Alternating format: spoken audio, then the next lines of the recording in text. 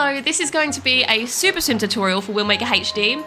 To be able to super swim, we first have to be able to item slide. So if you haven't yet learned that, I highly recommend checking out my channel. There's another video which teaches you how to item slide in just a few minutes. And it's a pretty straightforward trick. So just make sure you know how to do that first. And if you do know how to do an item slide, then you are ready to do some super swims in this ocean here.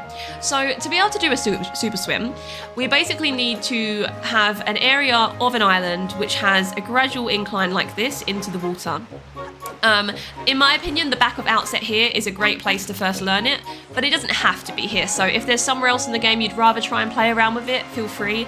But this is where I'll show it just because I think it's the easiest. We're going to do a forward item slide against this wall, and we're going to wait for 2 bobs. And by bobs, I mean when we're in the item slide, this red dot here is going to go up, down, up, down. It might not look quite that clean, it might be like sort of up, down, you know, but that's what we're looking out for. It doesn't have to be exactly 2 bobs, but essentially the more bobs we have, the more speed we're going to have, and we don't want to have too much crazy speed that we either crash the game or can't control it, and we don't want to have such little speed that Link doesn't have any like speed to swim with, you know. So let's do two bobs here just to show you guys.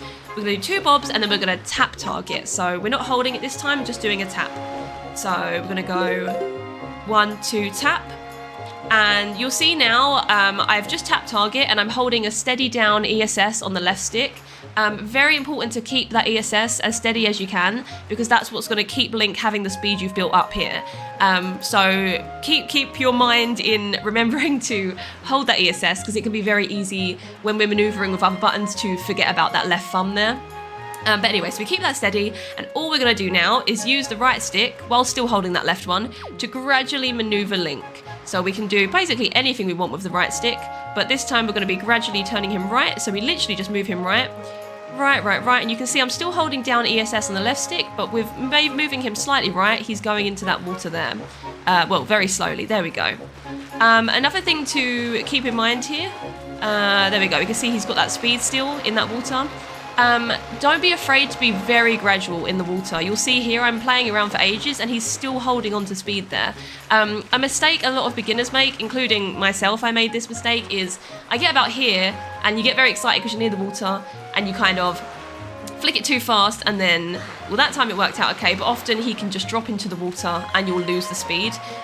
You really do have a lot of time, pretty much all the time in the world, to just, you know, faff about here and do what you need to do to just make sure it's very slowly and gradually getting him into that water. Even here, we can just go slowly down there, and then slowly out here, and as long as you're still holding that ESS on the left stick, he's going to start swimming.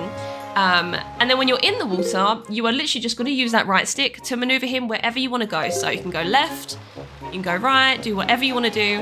As long as you're holding that down ESS on the left stick, you are good to go. You can technically, and what you'll probably do when you're more comfortable, is maneuver both sticks. So you can use the left stick to navigate also. But if you're just starting out, I would highly recommend just focusing on keeping that left stick steady and focusing on using this one to maneuver just whilst you get to get used to it. The most important thing that will help you with your speedruns is just essentially being familiar with the map. So when you're starting out, don't feel pressure to try and get to one specific island or do this or that. Even just doing that swim I just did and faffing around and getting familiar with, oh, this island's here and that island's there, and learning the map will help you tremendously. So I highly recommend that. But let's do that swim again anyway, and I will get you guys to Dragon Roost Island and show you another spot you can practice this super swim on. So we'll go here, 1, 2, and then tap target. There we go. Okay.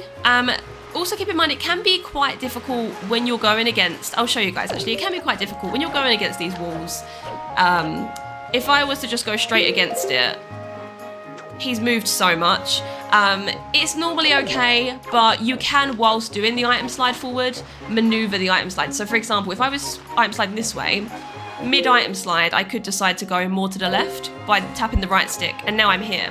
So that's another thing you guys can get used to try and start the super swim where you want it to start, if that makes sense. But that's not super important. It's just if you're having trouble beginning it, or Link is like flying over there or here, don't be afraid to move with the item slide before you even tap the wall. So let's go here, 2 bobs, gradually move that right stick. I did that one a lot faster, but again, you can take your time when you're starting out. I'm just going to go to Dragon Roost to show you guys another spot you can start learning these item slides at. If I can find Dragon Roost, there it is. Oh, another super important thing to mention with super swimming. If you have too much speed in a super swim, you risk the chance of splooshing. Now, splooshing is where you can be doing everything correct with the sticks, but Link will essentially lose all of his speed and stop on the spot in the water. The reason this happens is because on the Wind Waker map, it has different quadrants, and each quadrant will have different islands. You can just Google Wind Waker map, Wind Waker HD map, and you'll see this. There's different squares, and there'll be different islands in different squares. So for example, here we're heading to Dragon Roost Island, which is in its own quadrant. But if we enter the quadrant of that island too soon, Dragon Roost doesn't have time to load, essentially, because we've come in it at such speed. So you need to make sure that when you're approaching an island, you want to see it that it's actually loaded and it's not just a shadow, as we're seeing on screen at the moment with Dragon Roost Island ahead of me. So the way to control this, if you're near an island you really want to get to and you have way too much speed, this is the one time you can drop that left ESS position. As you'll see I'm doing now, I'm holding left stick ESS, but I'm holding down ESS. But if you go fully up and fully down once, so if I'm mid-swim, I'm holding here, and then I've got too much speed, I'm near an island, I go up, down, and then back to the ESS. This up-down motion will half Link speed. So it's quite drastic, but if you're very close to an island and you need to make sure you're not splooshing, that is something to definitely keep in mind. So I'll show you guys here how much it drops that speed, and I'll do an example of it. So we're near Dragon Roost, I'm gonna go up, down, he's halved his speed, up, down again, half his speed, up, down. So he's halving speed every time, and then I can get to here basically.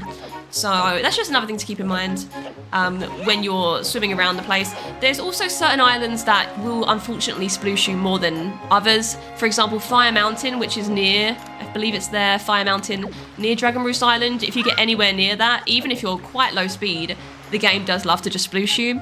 But these are things you'll learn, you know, as you're doing more of speedruns. So not ultra important at the moment, but just a few things to add extra knowledge, I guess. So right here is another good place to first learn super swimming, and this is where I first learned it. You can do a super swim or an item slide against this rock, and you can gradually use here to go gradually into this water. As you can see, there's a nice incline here as well. So I'll show you guys that. I'll do 2 bobs here as well. 1, 2. And then he's already flicking that way himself even. Didn't really even have to do much on the right stick. And then I can just gradually move him and off he goes. But yeah, so one last thing I'll say about super swimming is you don't have to do it with a forward item slide. Depending on where you're doing the super swim or wanting to do it, as long as you're building up speed in an item slide and you're getting to a wall that has the gradual incline into the water, you can do it near enough anywhere. So this is another area we do it in any percent. With here, we do a left item slide, so not ultra important when you're starting out, but I'll show you guys anyway because it's just good to know. Again, we'll do 2 bobs. You can do a left item slide, 1, 2. That time the bobs were very not noticeable, I suppose, but again, that's something that will come in time. But anyway, I hope this tutorial was helpful. I always try and keep it as brief as possible. I know this one was a bit more involved than the item sliding one, and super swims can be very tricky, so if you're struggling with it, don't be disheartened. It took me longer than most to learn this trick, but feel free to type in the comments any questions you have. I'm very happy to answer. And I'm sure also the Wind Waker HD Discord, the community love helping new people starting out, so feel free to drop questions in that Discord. I'll put the link to it in the description of this video as well. And yeah, if you like this tutorial, don't forget to subscribe and all that as well, because I'll try and do more in future, and like I said, I'm always happy to help. So yeah, good luck super swimming, and I hope this tutorial was helpful.